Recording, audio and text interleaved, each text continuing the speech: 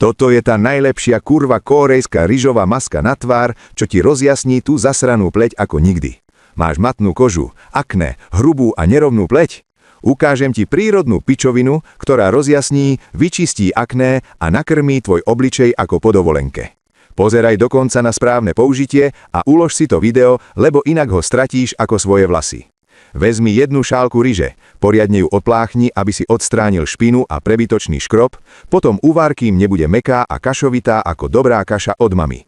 Ryža je v Kóreji tajná zbraň krásy, plná vitamínov B a E, antioxidantov a minerálov, ktoré rozjasňujú matnú pleť, vybledia jazvy po akné, stiahnu póry a dajú ti hladkú, mladistvú žiarenie ako u 20-ročnej.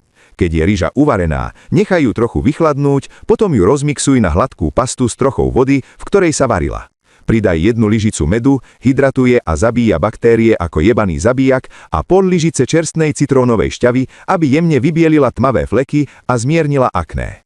Nanášaj na tvár, nechaj pôsobiť 15 až 20 minút a potom opláchni vlažnou vodou. Napíš skin a pošlem ti dnes zadarmo tip na pleť.